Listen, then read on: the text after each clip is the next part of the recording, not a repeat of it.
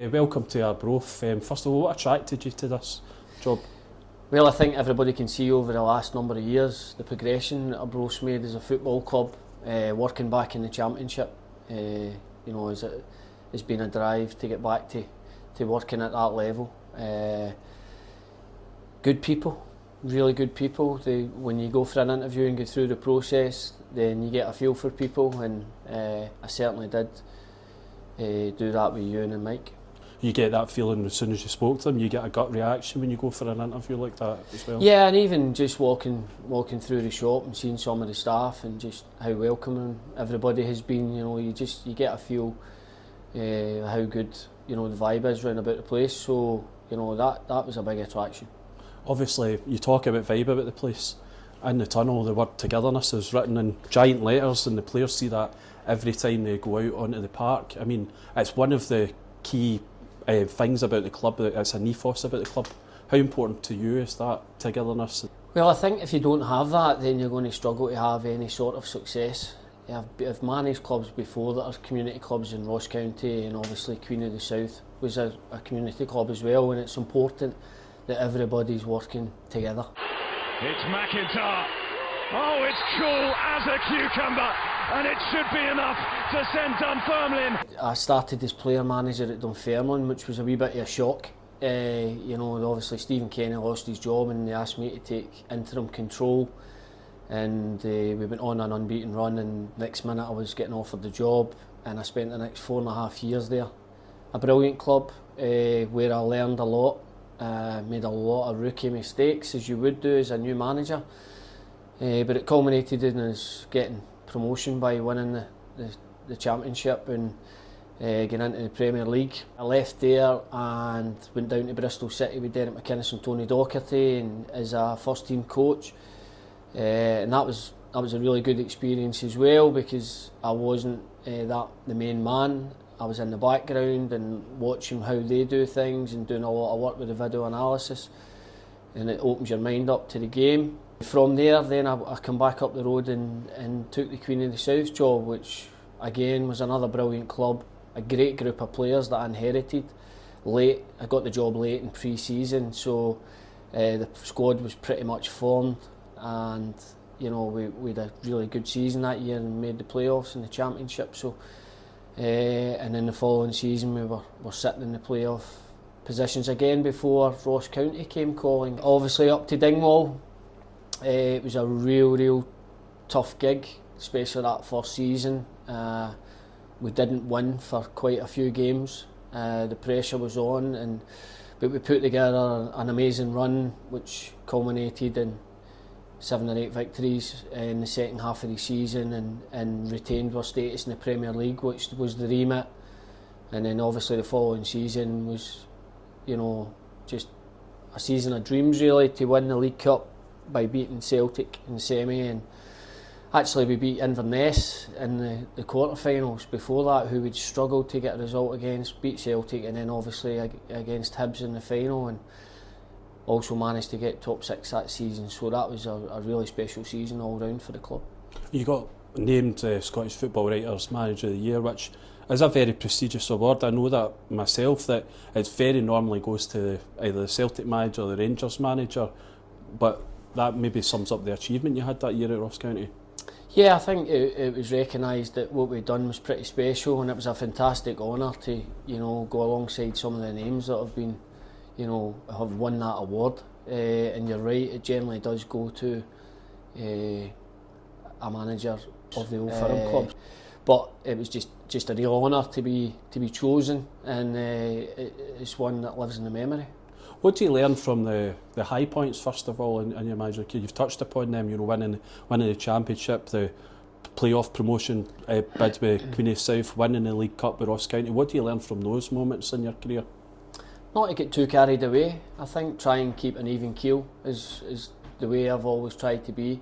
I'm very much a manager who calls it as it is, pretty straight-laced that way, and so players know exactly where they stand, what their job is on the ball, what their job is off the ball, and what their job is within the team frame. So try and not make it too complicated. But I think when you have success, it's great, but you've always got to have an eye on what's next, to try and progress. What do you learn from difficult moments in your manager career? Because I suppose you learn just as much when you're on a high as you do when you're on a low. Yeah, you learn lots about yourself. You learn your character is severely tested when you're under the pump. And to be fair, at my job at Dundee, I was under it right away. And when you get into a difficult situation, obviously there's things that you can't speak about, but ultimately it's about getting results, and that's a manager's job. And you'll ever die by your results. You'll ever die by your recruitment.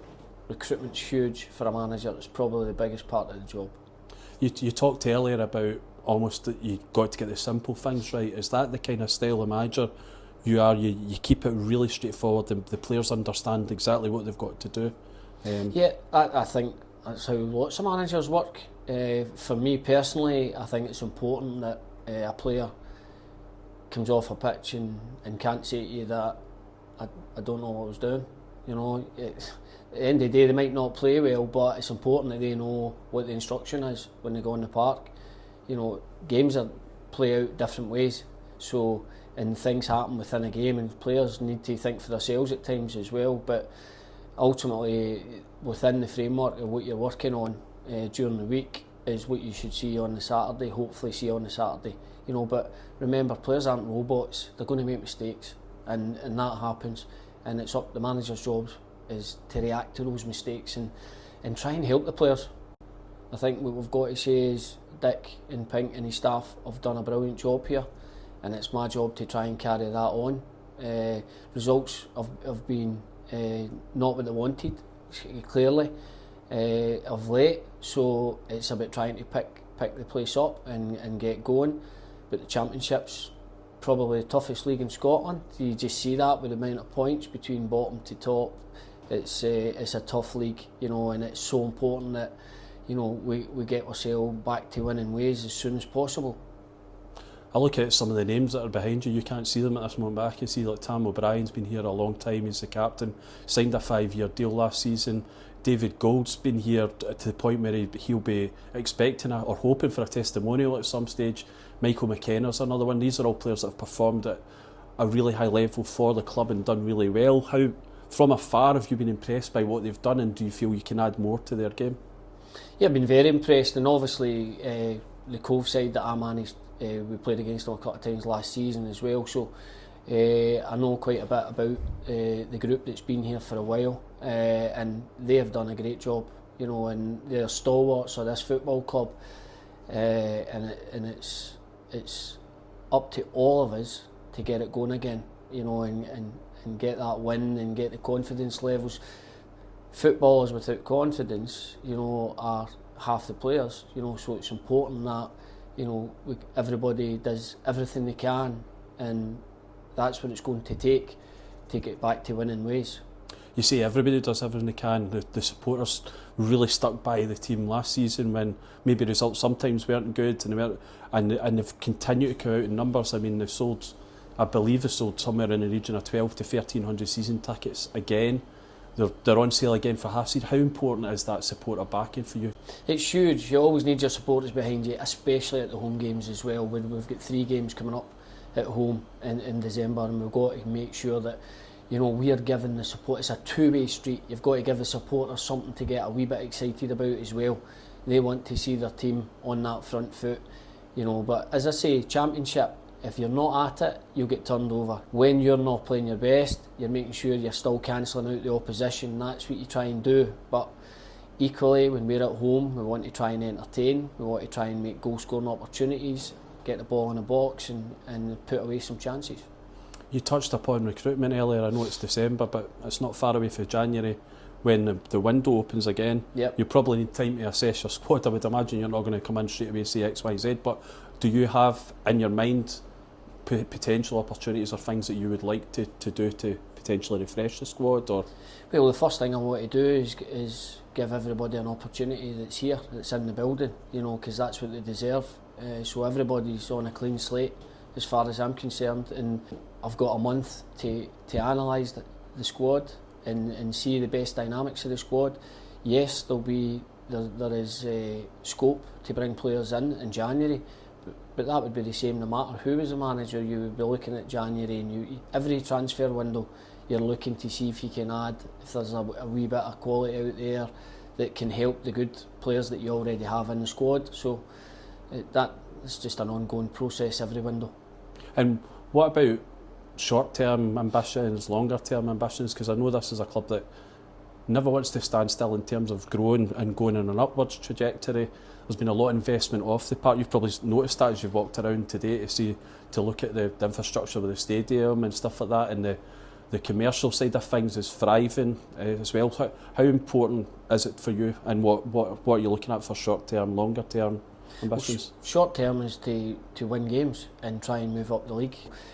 It will always be about staying in the Championship and then try to progress from that. That's the way half the teams in this league look at it. Is make sure you retain your Championship status and try and push for that top six. Now, a couple of seasons ago, Arbroath nearly done the fairy tale of all fairy tales.